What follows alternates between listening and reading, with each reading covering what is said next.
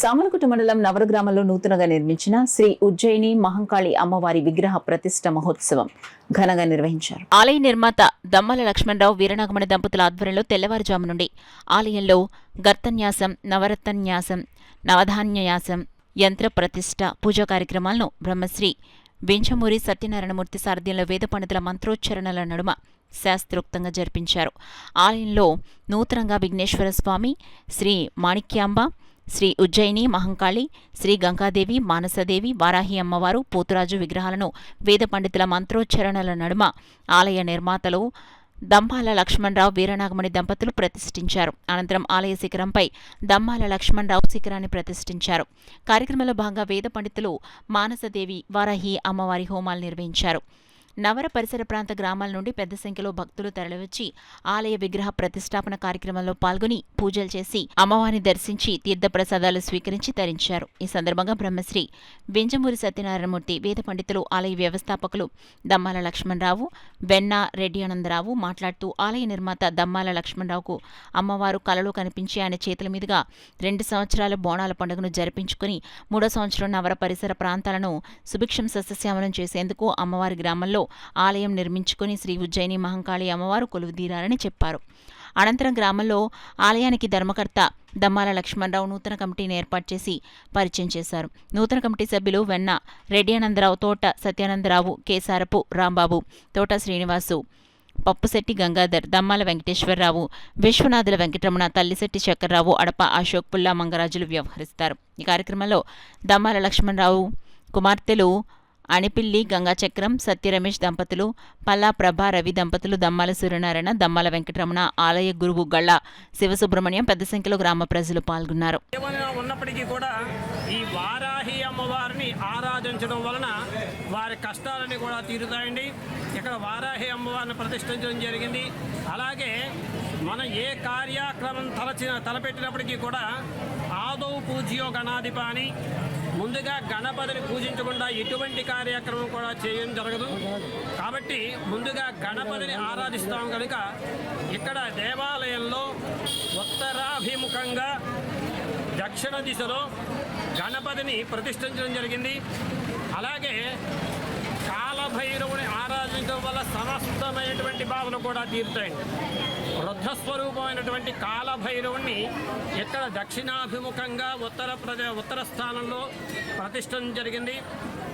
ఇలాగే క్షేత్రాన్నంతటికి కూడా ఈ గుడినంతటి కూడా కాపాడడం కోసమని అమ్మవారి యొక్క సోదరుడు అయినటువంటి పోతురాజుని ఇక్కడ ప్రతిష్ఠించడం జరిగింది. కాబట్టి విశేషమైనటువంటి దేవతలను ఆరాధించి అమ్మవారి యొక్క అనుగ్రహాన్ని పొందవలసిందిగా భక్తులందరికీ కూడా కోరడం జరుగుతోందండి. నవర గ్రామానికి తీసుకురావడం జరిగింది. ఇది 1 సంవత్సరంతో కూడింది కాదండి, ఇది 3వ సంవత్సరం. అమ్మ ఇచ్చిన ఆదేశం ప్రకారం ముందు 2 సంవత్సరాలు బోనాల కార్యక్రమం ఎంతో సంతోషంగా జరిపించుకున్నారు. అదే సంవత్సరంలో 3వ సంవత్సరం విగ్రహ ప్రతిష్టాపన చేయించుకుంటానని అమ్మ చెప్పారు. ఆ చెప్పిన విధానంతోనే అమ్మ విగ్రహ ప్రతిష్టాపన కూడా ఎంతో వైభవంగా చేయించుకున్నారు. ఇంతే కాకుండా ఇక్కడ ప్రత్యేకంగా ఈ దేవతల్ని ఆవాహన చేయడంలో ప్రత్యేక సందర్భం ఉందండి. ఎందుకంటే దేవి ఇక్కడ మహంకాళిగా వెలవడం, అదేవిధంగా మన సికింద్రాబాద్లో ఏ విధంగా అయితే మాణిక్యాంబ సమేతంగా ఉంటారో ఇక్కడ కూడా అదే రూపంతో మనం అలంకరించడం జరిగిందండి. అంతేకాకుండా మనం ఇక్కడ గంగాదేవి మనకి గుడి అవతల ఉండడం కారణం చేత ఆ గంగాదేవిని కూడా మనం ప్రతిష్టాపన చేయడం జరిగిందండి. ఎందుకంటే ఆ గంగను మనం కొంచెం వెనక్కి పంపించి కట్టడం వల్ల ఆ గంగాదేవిని కూడా ఇక్కడ మనం ప్రతిష్టాపన చేసాం. ఇక్కడ గురువుగారు చెప్పినట్లుగా నాగదోషాలు ఉన్నవారికి మానసాదేవి అమ్మవారిని ఇక్కడ ప్రతిష్టాపన చేయడం జరిగింది. మరి ఆ దేవి చేయడం వల్ల ఎంతో ఆరోగ్యమా ఆనందం కూడా కలుగుతుంది. కాబట్టి అందరూ కూడా వచ్చి అమ్మని దీవెనలు పొందుతారని మనస్ఫూర్తిగా కోరుకుంటూ పెద్దాపురం విజయవర్గం సామలకోట మండలం నవర గ్రామం అమ్మవారు ఇది 3వ పండుగ. 3 అంటే 2 బోనాల పండుగ చేసాం, 3వ దగ్గర పెట్టాం. అమ్మవారిని ఈ కట్నాకి విశేషం ఏంటంటే ఆవిడ సంటిపిల్ల రూపంలో ఉంటుంది. అంటే మీరు చూసారు అంటారు, దేవుడు అందరికీ ఏ అమ్మవారికి ఏ దేవుడు అన్నా సరే కళ్ళకి వచ్చేప్పుడు ఏదో రూపంలో కాపాడతారు. ఒక ఏసుపడి అంటే ఒక రూపంలో కాపాడతారు. అది తెలుసున్నవాడికి భక్తుడికి కాపాడతారు. ఎలా కాపాడతారు అంటారు, ఎవరో కూడా ఏ బ్రాహ్మణ రూపంలోనో లేకపోతే ఏ ముసలోడి రూపంలోనో తెల్ల బట్టలతో కాపాడతాడు. అది దేవుడు నమ్ముకున్నవాడు తెలుస్తుంది. అది స్వయంగా వచ్చి కాపాడతాడు, కళ్ళకి వచ్చి కాపాడతాడు. అలాగే ఈ అమ్మ సంటిపిల్ల రూపంలో ఉంటుంది. సంటిపిల్ల రూపంలో కాపాడుతుంది ఈ అమ్మ.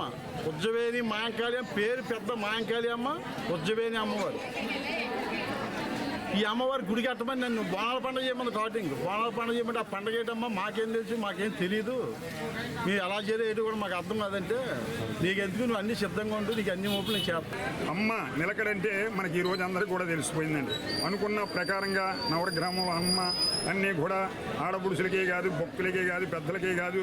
నేను నవగ్రామంలో నివాసం వచ్చానంటే గ్రామం అంతా కూడా పసిడి పంటలతో, పాడి పంటలతో అష్టౌశ్వర్య సౌభాగ్యాలు, ఆరోగ్యమే మహాభాగ్యంగా నేను చేస్తానని అమ్మ మనకి 3వ రోజున ప్రదర్శన ఇచ్చింది. మనకి ఇక్కడ మనకి ఈరోజు ఈ మహాపర్వదినం చైత్ర బహుళ దశమి మనకి ఇక్కడ ప్రతిష్ట ఏదండి 7:54 నిమిషాలకు యంత్ర ప్రతిష్ట, విగ్రహ ప్రతిష్ట, ప్రాణ ప్రతిష్ట కార్యక్రమంలో భక్తులందరూ కూడా ఆనందంగా మరి ఎంతో సంతోషంగా నవగ్రామం అంతా కూడా పాడి పంటల పసిడి రాజులతో అంతా చక్కగా ఉంటుందని మరి చెప్పారు మా ధర్మకర్త గారు. అంటే ఆయన మా తమ్ముడు గారే దమ్మ లక్ష్మణరావు గారు కూడా చెప్పినట్టు నూతన కమిటీ అంటే నూతన షష్ఠి బోర్డు ఏర్పాటు చేశారు. ఎందుకంటే ఆయన ప్రస్తుతం కాకినాడ పట్టణంలో ఉంటున్నారండి. అందుకే ఇక్కడ మీరు అమ్మవారికి కమిటీగా చేసుకుని సేవ చేసుకుని మహాభాగ్యం మీకు లభించిందమ్మ.